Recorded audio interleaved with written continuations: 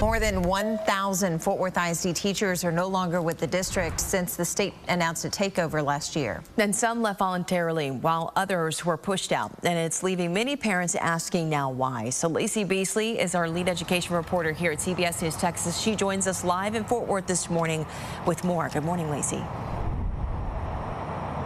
Good morning, Carmen and Madison. Now, we're less than 3 weeks away from the first day of school for Fort Worth ISD. This district has a newly state-appointed board of managers and a state-appointed superintendent. So at last night's board meeting, some parents took this as an opportunity to speak up before that first bell rings. This is our final board meeting before school starts, and have to be honest, I'm a little nervous. There's no secret that many people are concerned about the massive teacher resignation since the state intervention. And this is why this hostile takeover needs to continue to be called what it is. There is no negotiating with y'all or that y'all will fix anything. Y'all are clearly here to destroy public education. Now, parents lined up in concern over educators leaving the classroom within Fort Worth ISD. Superintendent Dr. Pete Licata says since January, there have been 1,026 separations. Now, that means a few different things, either resignations, retirements, or relocations. He also adds that includes some promotions. He says many of those resignations are from the Elevate campuses, which are the 19 lowest performing campuses within the district under a new teaching model. Dr. Licata says they have filled most of the positions with only about 23 vacancies now. He also says there were departures because of the state-appointed board. Yeah, there's no question about it. When there's an intervention from the state, if you do your historical research, you see that there is significant changeover.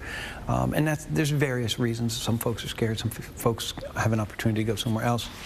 But more importantly, some folks are just not interested in following the set guidelines on what we believe in our model, which has shown to increase student achievement, and that's okay.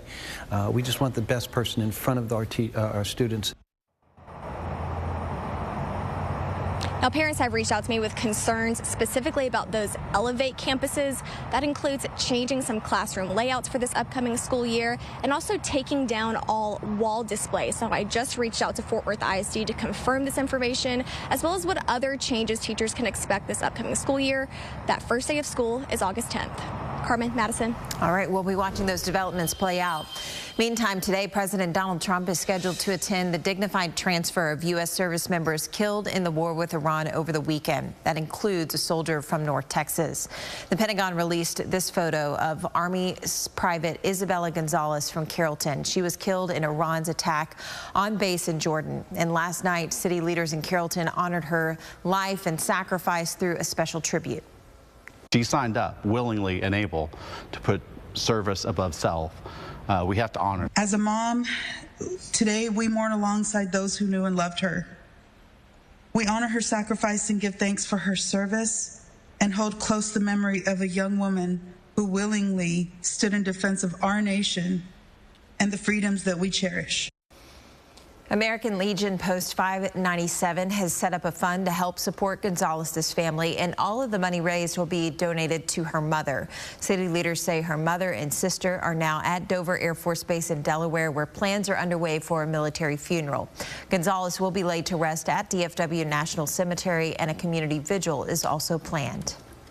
The Pentagon also says 30-year Army Sergeant Michael Emmanuel Swinton of North Carolina was killed by the controlled detonation of an Iranian drone in Iraq.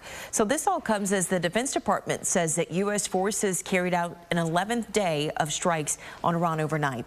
And the cost of that conflict is also getting much larger now.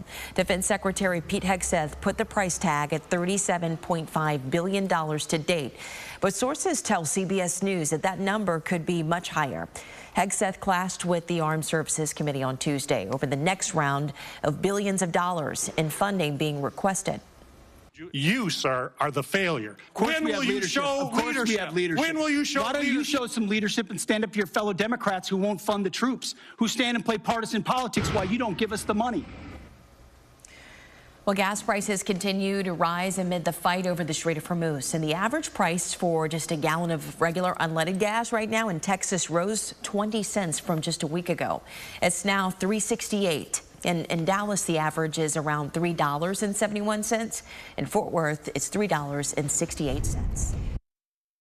We want to check in with the assignment desk and Danica Hill in our newsroom. Danica, what are you looking at this morning? Hey, good morning. So I have an update on a cold case that we've been following, and now the 80-year-old suspect arrested in connection for murdering or accused of murdering his wife's best friend back in 1981 has now bonded out of the Tarrant County Jail. And here's the information that we do know this morning. So take a look at your screen. This is now 80-year-old Larry Dean Brown, and he is charged with the death of 35-year-old Beverly Bruno back in 1981. And according to court records, Brown posted a $100,000 bond after being extradited from Colorado to Texas.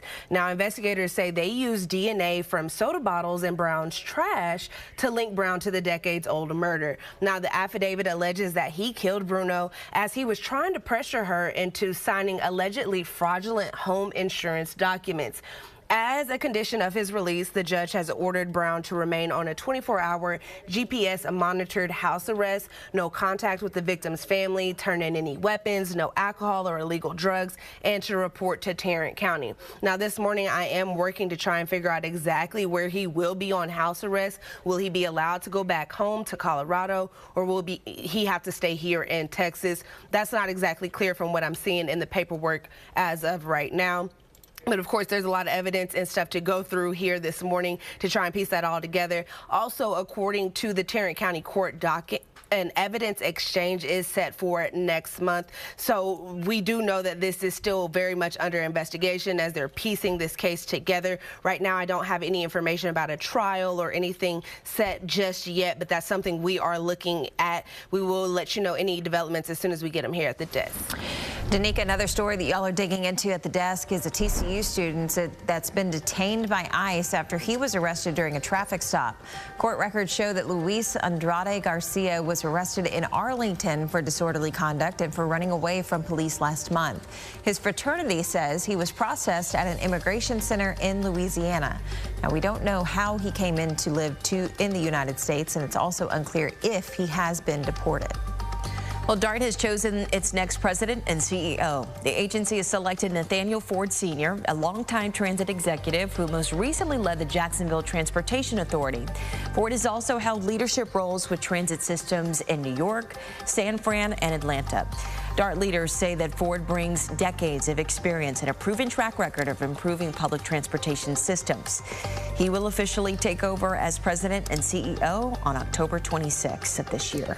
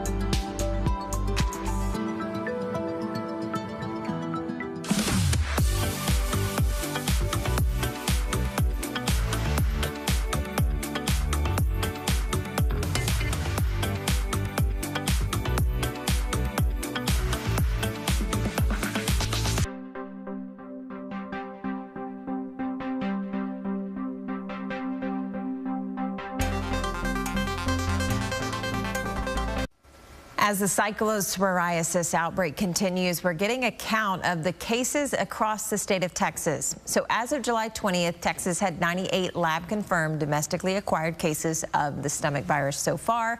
And that stomach parasite is linked to lettuce, has now been connected to more than 4,000 cases across 41 states. But the Secretary of Health and Human Services says that outbreak is under control and is now pushing back against criticism that job cuts led to weak spots in regulation. CBS's Jared Hill has the latest. From New Jersey, we're coming and checking out the local farms, to Indiana. We took more lettuce than we've ever taken before to the Franklin Farmers Market. A shift to local produce, trying to avoid the lingering cyclospora outbreak. Jessica Mallard was in the hospital for 10 days. I'm really weak. I lay down a lot. Like this morning, I struggled getting up. She thinks she was infected after eating bagged lettuce from Taylor Farms. Despite a false positive test, the FDA says it's confident the outbreak is tied to iceberg lettuce grown by Taylor Farms in central Mexico. We do have the outbreak under control. Amid criticism, Health and Human Services Secretary Robert F. Kennedy Jr. denies budget cuts impacted food safety monitoring. We did cuts in the Food Net program, but they were for redundant surveillance. My team was reduced from 11 to 3 people. Joel Barrett ran the CDC's lab before he quit. I think the loss of staff on the Cyclospora laboratory team did likely delay the response. The outbreak now has Americans changing how they eat. I was like, you know what? Let me change what I get from places like Chipotle or like Cava that have lettuce. Stock prices for a slew of fast casual restaurants are taking a hit despite not being linked to the parasite or Taylor Farms. The CEO of Sweetgreen says he's confident in their produce. We know down to the lot number which farm it came from. He says none comes from Mexico. Meanwhile, the FDA's investigation continues. Jared Hill, CBS News.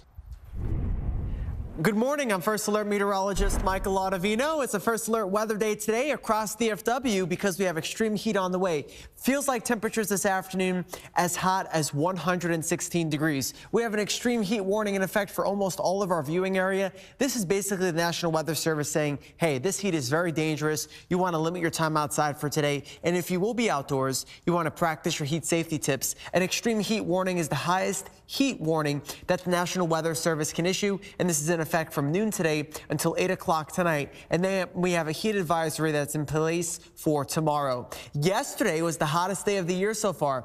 We hit 106 degrees across DFW. It was actually the hottest day since August 19th, 2024. So last summer, we really got spared of a lot of these triple-digit days, a little bit different outside for this year. Current temperatures are already on the hot side. We're sitting at right around 6:20 in the morning. We're at 89 in Dallas, 84 in Fort Worth, 77 in Mineral Wells, and we're seeing 80 degrees right now in Waxahachie. So as we move throughout the day for today, you want to brace for the heat. Again, wear loose, light-fitted clothing if you'll be outdoors. Take a look at what we're expecting for the next couple of days. We have a little bit of a break tomorrow in terms of our heat index values. Instead of 115, we'll be feeling like 105. But then looking ahead to Friday and Saturday, more triple-digit heat is on the way. And I have triple digits in my 7-day forecast, in fact, for the next 10 days as well. And there's a chance by next week, our actual temperatures may get even hotter. Check this out. For this weekend, 102 on Sunday, then by Monday, 104, 105 by Tuesday, and then by Wednesday and Thursday, we're at 107. The reason for this next week, our humidity levels will drop slightly. So when you have lower dew points or lower humidity, lower moisture, we see temperatures rise up a little bit more, and then by next weekend, still in the triple digits as well. Believe it or not, there's still a slim 10% chance of a pop-up shower or two, mainly southwest of the Metroplex, into this afternoon and into this evening. Otherwise, we see a mixture of clouds, some sunshine, and that will continue to keep us on the hot side for today. Let's talk really quick about Tropical Storm Bertha. Notice it's 165 miles southwest of Panama City, Florida. We're going to be seeing tropical storm conditions into areas like New Orleans for today. It's a slow-moving system. It's going to weaken as it makes its way towards the Texas Gulf. coast, and once it reaches the Texas coast, we could see some rainfall, some isolated flash flooding, definitely some rip currents and some strong waves and some gusty winds. As far as what our impacts will be here in DFW, a slight uptick in our winds and a slight uptick in our humidity as well. But other than that, it's overall not going to be a big weather maker for us and not a big impact event. Let's take a look at your first alert 7-day forecast. Here we go. We see temperatures continuing to stay into the triple digits. 104 for your Wednesday, which is today, 100 by Thursday and Friday, 102 on Saturday, and we will stay into the triple digits for the weekend and into next week.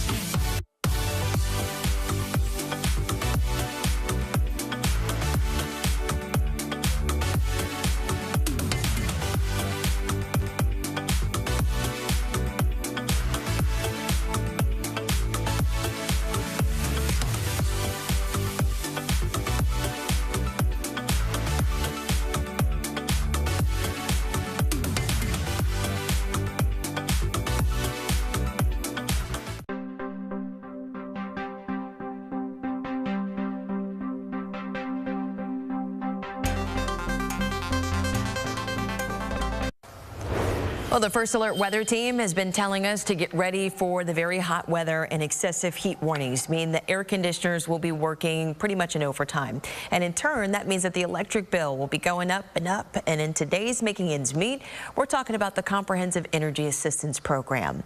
It's a utility assistance program for qualifying households that is typically administered by counties or other government groups. So in Dallas County, there's support for home cooling units that you can utilize. The program is run through the county's Health and Human Services. The eligibility is really for persons who are 150% or lower of the federal poverty income guidelines. And, but it's a great resource to help people pay their energy bills, gas bills, propane bills, things like that, especially in these situations that are extreme temperatures. We've given out about $7 million in utility assistance for this year alone thus far. We also, for providing some emergency AC units And I think we have given out about 50 of those thus far. We have another 350 available. Well, again, contact your county and they can help to direct you. Now, if you don't qualify, there are still some ways to try and shave some money off of your electric bill. Reliant is actually among the many energy companies offering suggestions, including the 4x4 principle. All you have to do is just set the thermostat 4 degrees higher when you won't be home for more than 4 hours. Then you can set the AC fan to auto instead of the on setting, which can actually make the AC unit work harder. Close your blinds and shades on sunny days just like today, and then avoid heat-producing appliances like your clothes dryer, your dishwasher even, or an oven during the hottest parts of the day.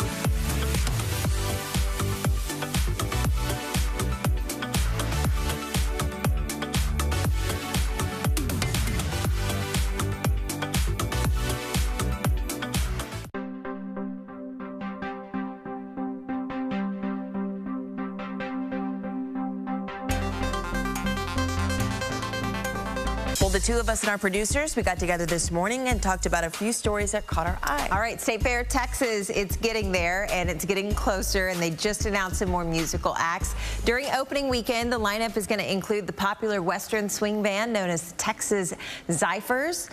Zephyrs, that is. The Daydreamers, Tom Sless, and the U.S. Army 1st Cavalry Division Band. They are also on the lineup. There are 3 stages where visitors can listen to music all during the fair.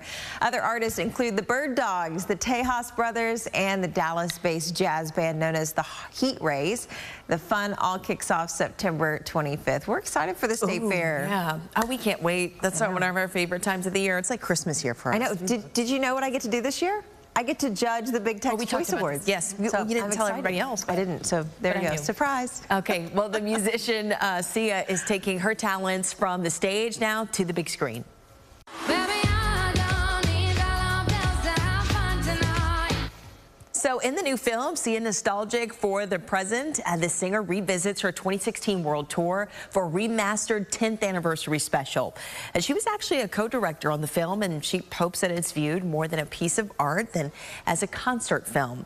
So seeing nostalgic for the present heads to select theaters tomorrow. Okay, meantime, I've got a movie on the horizon that I'm going to be watching this weekend, and you might want to too. Actor Kevin Hart coming out with a new comedy, and it's called 72 Hours. It is a star-studded cast. You're seeing them all there. They hit the red carpet in New York to promote the comedy. The film takes Joe, who's played by Kevin Hart, for an adventure. He joins in on a bachelor party with men that are literally half his age. I had no idea you were like 50. No, man, I'm 40. That's still so many years to be. So 72 Hours heads to Netflix on Friday. They've been doing clearly a press tour on this film. Yeah. Every single interview with Kevin and Marcelo have been hilarious. So they clearly have chemistry, and it's going to be fun to watch. And we just love Kevin Hart in general, so it's going to be great.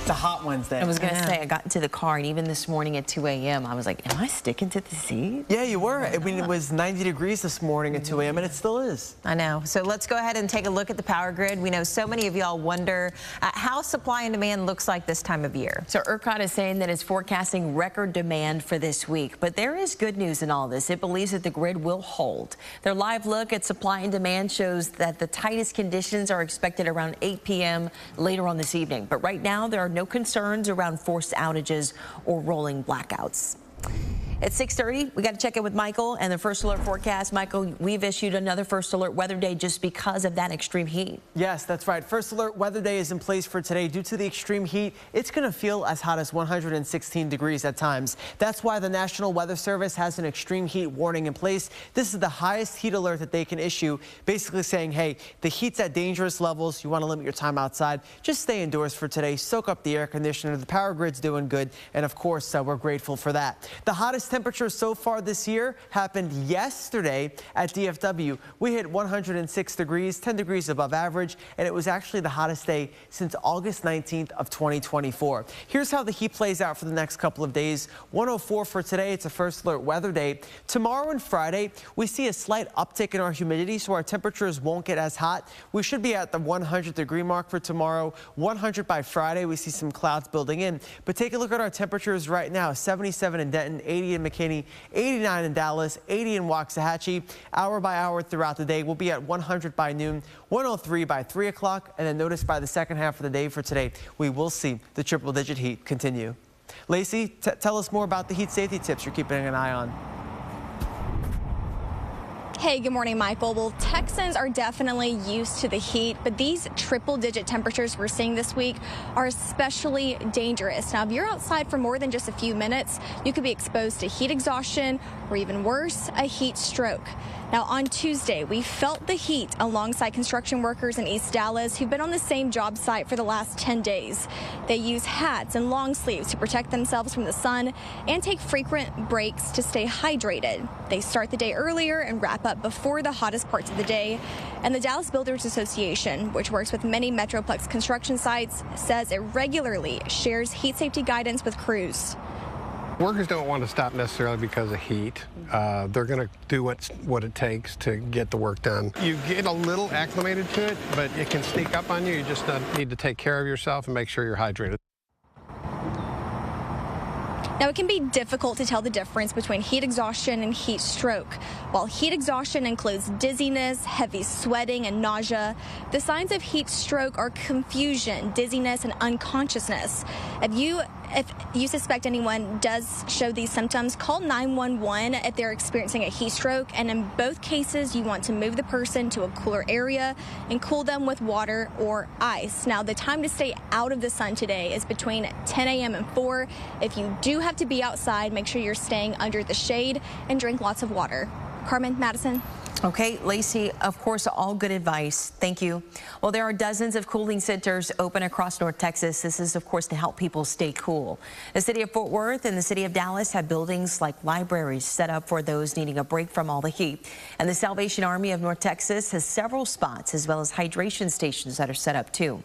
You can find more information on where these are throughout the Metroplex and on the City and Salvation Army's websites. And by the way, if it's hot for you, it's even hotter for your pets. So Dallas Animal Services says during all these excessive heat warnings, it's important to keep animals hydrated and indoors if possible.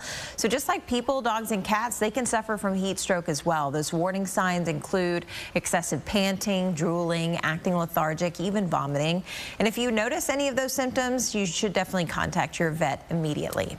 Make sure they have plenty of water. Make sure they're not doing something you wouldn't do. If you wouldn't walk on the hot sidewalk, then they shouldn't be walking on the hot sidewalk. If you wouldn't sit in a car in 100-degree heat, they should not be sitting in a car. If you see a pet in a hot car, you are asked to act immediately. Pavement is also a problem. They don't have socks, so of course they feel the entirety of that heat on their paws. So if it's too hot for you to stand on the sidewalk comfortably barefoot, then it's certainly too hot for them. And lastly, limit outdoor exercise during those peak times of the day. We want to check in this morning with the desk. So let's get over to the newsroom and get to Danica Hill, who's live for us this morning at the desk. And Danica, you actually have an update for us, new video from Fort Worth police involving a car chase that sent them all the way to Dallas. Yeah, that is right. So police have just released this video showing different angles, different vantage points of this chase that went from Fort Worth all the way into Dallas. So take a look at your screen. I want to show you some of the video they released this morning. So they say this started as a narcotics investigation. You could see officers had this vehicle pulled over, but they hit a U-turn in the middle of the street, hitting an officer's vehicle, and then the chase begins. And you could see overhead this all along the Metroplex highways. At one point, that vehicle finally gets off of the highway and starts going through the roadways, which is extremely dangerous. You could see him ducking and dodging traffic there. Now, police say this actually came to an end because they threw out the spike strips. That's got the car to stop, and you can see them pulling those suspects out. Now, they say that those two suspects were taken into custody, and you can see it here on your screen. Inside of that vehicle, they say they got 5 kilos of meth off of the street. This morning, we also have learned that police say 3 people in total were arrested in connection with this. They say they have been charged with manufacturing and delivering meth as a result of this investigation. So a lot there that police have released and been transparent with us. So we're going to continue to go through this video and see what else we can pull from it. But that's what we're looking at here at the assignment desk. Okay, Danica, thank you so much. Good morning, I'm Carmen Blackwell, and we are standing by right now to hear from Arlington police and the FBI about the arrest of a suspect in a 2012 cold case murder. On Monday, Arlington PD arrested 42-year-old realtor Mayra Velasquez for capital murder in the death of 32-year-old Iracema Chavez, who was found stabbed 100 times in her apartment. Law enforcement used genetic genealogy to identify the suspect in this case, and we're about to learn more. So let's listen in now.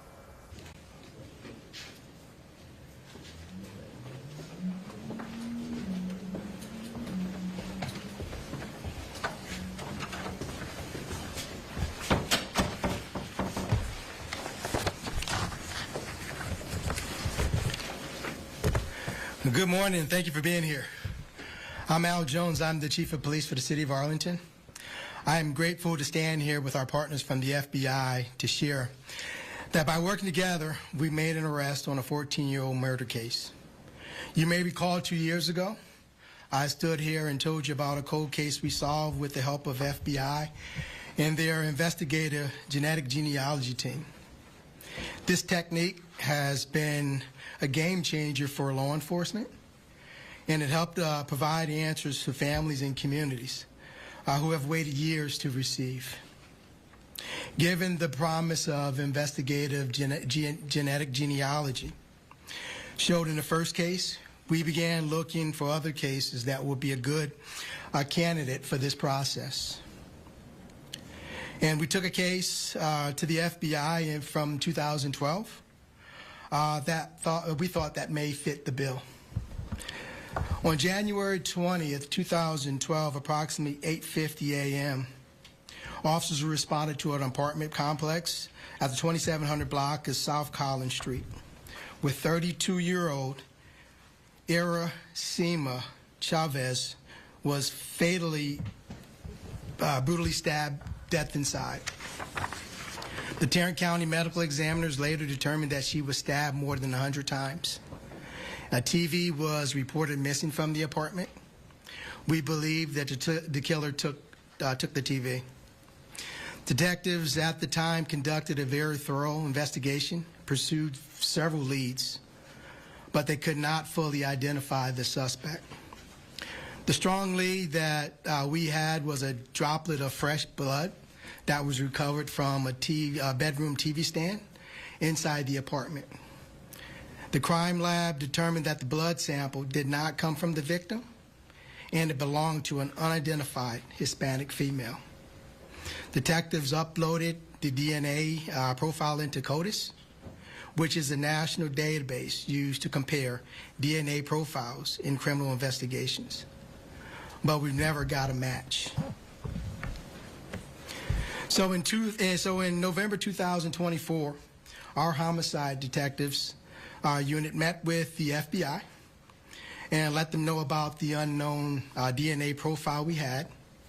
We asked the FBI if they consider using the investigative genetic genealogy to generate a lead for us. They graciously agreed. And I would like to bring up FBI Special Agent in Charge, Joe Rothrock, to talk about the investigative genetic genealogy and the work they put into this case. Thank you. Hey, good morning. I'm Joe Rothrock, Special Agent in Charge of FBI Dallas. I want to start by thanking Chief Jones and the Arlington Police Department for their collaboration on the Iracema Chavez investigation. As the Chief mentioned, in November of 2024, the Arlington Homicide Unit met with the FBI to discuss whether this case would be a good candidate for investigative genetic genealogy, or IGG. IGG is a technique that combines unidentified crime scene DNA with traditional genealogy research to identify new leads for law enforcement. It starts with an unknown DNA sample recovered from a scene. That sample is then submitted to a publicly accessible genealogy service to identify potential relatives of the unknown DNA profile. Investigators then began the process of constructing a family tree of individuals identified as potential relatives. This is a resource-intensive process. It's only accomplished by reviewing publicly available records. Leads are built based on those possible genetic relationships to the unknown DNA sample. FBI personnel review individuals within the family tree who could potentially be the suspect. Compare them to information such as witness accounts, location, and timing of the crime to identify a likely suspect. Only then do we seek a comparison of DNA between the potential suspect and the unknown DNA from the crime scene. Based on this work, in April of 2026, our IGG team identified Arlington Police Department that a potential suspect had been identified. This is the second time the FBI has stood along the Arlington Police Department to announce a breakthrough in a cold case using IGG. IGG is one of the most valuable tools that law enforcement has today. Since 2018, the FBI has effectively used this method to assist in solving nearly 250 cases across 30 states. I want to again thank the Arlington Police Department for their collaboration on this investigation. It's our hope that today's announcement brings a measure of comfort to Irasima's family and to the larger community of Arlington. I'll turn it back over to Chief Jones. Thank you. So earlier this year, our homicide detective got a call from the FBI letting them know that the IGG process had identified a potential suspect, 42-year-old Mayra Velasquez. She was a close friend of the victim who lived just a few miles away from the crime scene. With this new information in hand, our homicide unit began conducting follow-up investigation into Ms. Velasquez. In May, they were able to obtain a sample of DNA from a discarded trash, and we sent it to our crime lab for further analysis. The lab determined that the DNA was a match to the droplet of blood recovered from the crime scene. After consulting with the Tarrant County DA's office, we obtained a warrant for her arrest for 1 count of capital murder. Last week, members of our fugitive unit, violent crime unit, and covert investigative unit located her in Hearst and took her into custody without incident. The motive of the stabbing remains unclear. If anyone has additional information on the case, we ask them to contact us. I am extremely proud of the work that our officers and our crime scene investigators did on this case. They showed tenacity and dedication, and they never gave up. I am grateful for the FBI for their continued partnership, and I'm most thankful that we're able to tell the family of Ms. Chavez that we've made arrest in this case. With that, I'll open it up to any questions. Chief, there is a video that was released in this case. Is that her in the video? And then the second question is, in the arrest affidavit, there's mention of the victim's cell phone and something you learned, whatever you learned from the cell phone. What role did that play in this case as well? We have our great detective who actually led the investigation on this case, and she can probably answer some of those questions that you're asking. Hello, my name is Detective. Give us your first and last name and spell it for us, and your title, please. My name is Detective Dixon, Tracy Dixon, Traceydixon.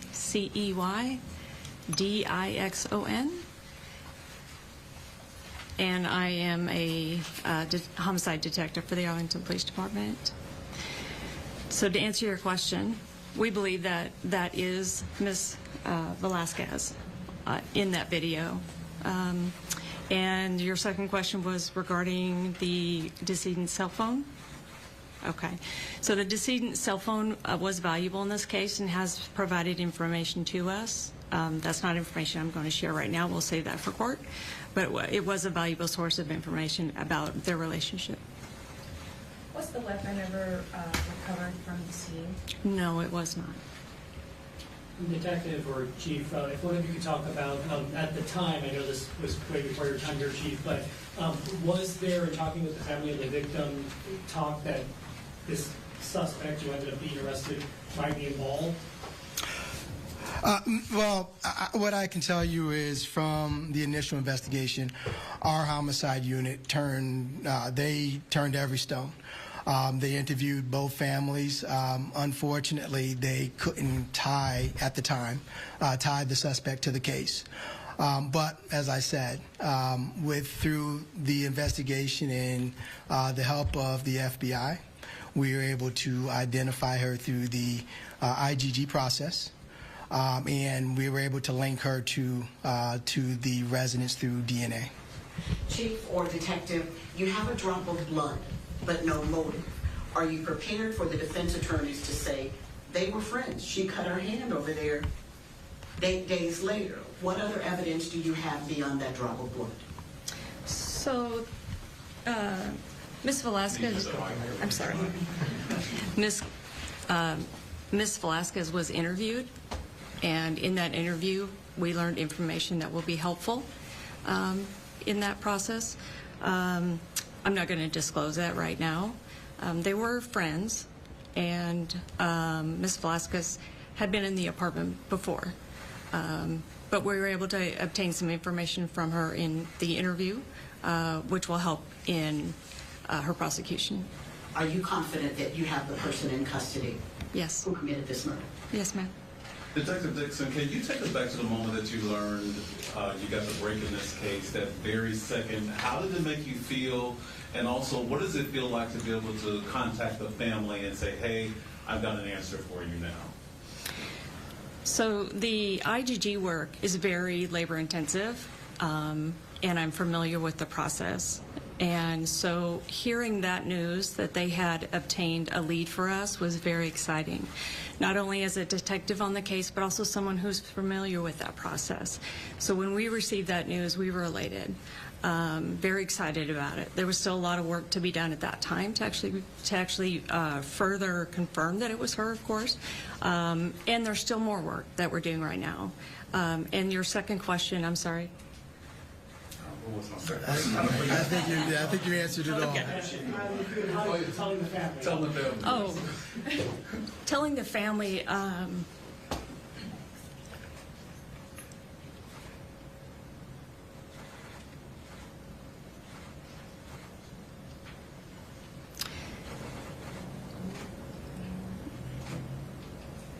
That's why.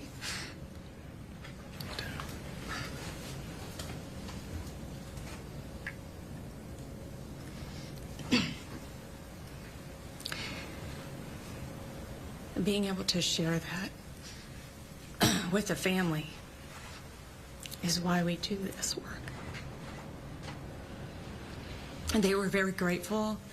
It was emotional, but everybody who's involved in this, whether you're the detective, whether you're on the FBI's IGG team, whether you're a crime scene working behind the scenes, everybody who touches a case like this feels that elation when it's solved, feels the pain for the family, and the reason why we all give so much of ourselves is for that. Is there anybody else that's being investigated as part of this murder case, or was this just the suspect? Currently, there is nobody else that we're looking at in reference to this case. But again, we're still conducting an investigation into this. So again, I asked our community if there's anybody out there that have more information that can provide, or that they can provide information to us, that we ask that they do come forward. Are you able to provide more insight on the family tree, and how we get from a family member who helped break this case and getting Velasquez behind bars? And I think that's,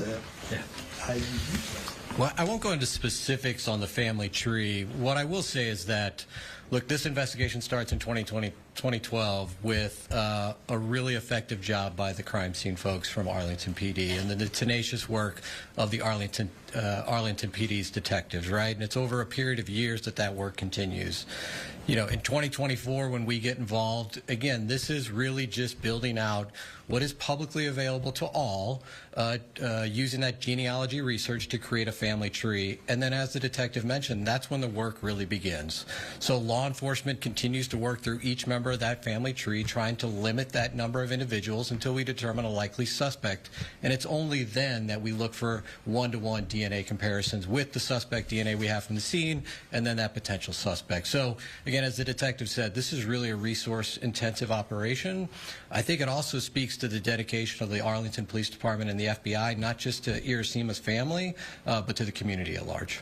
And obviously that family, well, my question, did that family member, are they made aware that this could be tied to a case that's being investigated? Yeah, I'm not going to go into specifics of our conversations with potential witnesses in the case, but I will just say that this is resource intensive. It requires a great deal of traditional law enforcement work. This is really just a place to, you know, create new investigative leads. And when it comes to the discarded trash, was that a Ford? Can you provide some background on what was actually used for that? I'll defer to Arlington PD on that one.